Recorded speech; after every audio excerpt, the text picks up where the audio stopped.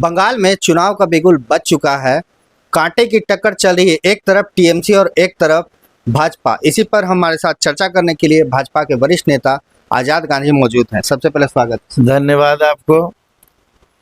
आपने बंगाल के चुनाव पर हम मुद्दे पर हमारे बीच में आप हैं और इसी वार्ता को लेकर हम हैं कि वहाँ होगा क्या, टीएमसी के गुंडे का क्या हाल होगा।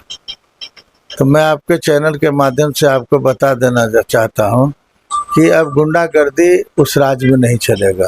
जितना गुंडागर्दी हुआ सो हुआ, अब आगे का गुंडागर्दी होने वाला अब वहाँ बंगाल में नहीं है। इतना बात आपको मैं दावे के साथ कहता हूँ। आप कह रहे हैं टीएमसी वाले गुंडा है, टीएमसी कह रहे हैं कि भाजपा वाले गुंडागर्दी करते हैं। वो तो वहाँ का जितना लोग है समझ रहा, अभी तो चुनाव में पता चल जाएगा कि गुंडा कौन है। गुंडा कौन है पूरे भारत का लोग जान रहा कि टीएमसी गुंडा है कि भाजपा गुंडा है। भाजपा के लोग तो एक सिद्धांतिक लोग होते हैं, वहाँ सिद्धांत की लड़ाई लड़ते हैं, नोट की धर्म की लड़ाई लड़ते हैं। हम जो है राम के आदर्शों पर चलने वाले लोग हैं। राम जिस तरह से दुनिया में एक आए ईश्वर के दूत बन कर करके और देश में जो एक पाठ मनुष्य जीवन में जो उन्होंने करके दिखाया, वही काम तो मोदी जी करने जा रहे हैं। मोदी जी का जो प्रतिष्ठा जो पूरे देश और दुनिया में इस तरह से नहीं बढ़ रहा। मोदी जी के काम के प्रति मोदी जी क्या है का बराबर वो कहते हैं झोला लेके आए हैं, झोला लेके चल जाएंगे। उनको न बाल है, न बच्चा है, न दुनिया है दारी, किसके लिए 10 पैसा कमाएंगे। अगर कोई इस दुनिया में कोई ईमानदार लीडर आज़ादी के बाद हम लोगों के नज़र में, क्योंकि हम भी 40 वर्षों से राजनीति के दुनिया में हैं और हमने देखा है कि नरेंद्र मोदी एक dishonest person, he is a leader, समझे कि नहीं, बड़े नेता के रूप में, और हम लोग तो उनको गॉड समझते हैं। बंगाल के लोग तो ममता दीदी का चेहरा दोबारा देखना चाहते हैं। क्या नहीं चाहे बंगाल के लोग नहीं, टीएमसी के लोग, नोट बंगाली।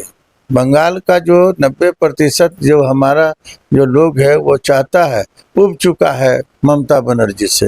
हम तो ममता बनर्जी को ममता बेगम की संज्ञा देते हैं। वो एक विशेष धर्मों के लिए काम कर रही है और हम लोग सभी धर्मों के लिए काम कर रहे हैं। हम राज स्थापित करना चाहते हैं।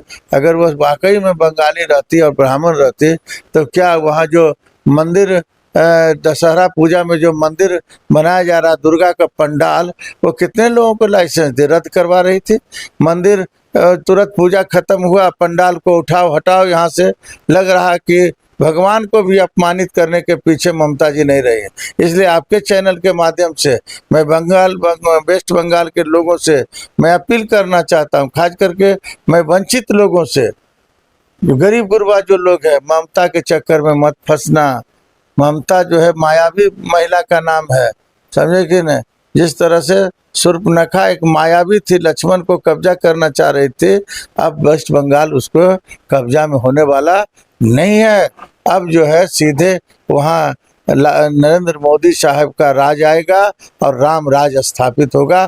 मैं दावे के साथ कहता हूँ, हम लोग तैयारी कर रहे हैं, अभी से ही शपथ ग्रहण एकदम तैयारी। वहाँ जनता उब चुकी है उससे, जनता ने मन बना, जनता तो खोज रही कि कल चुनाव हो जाए।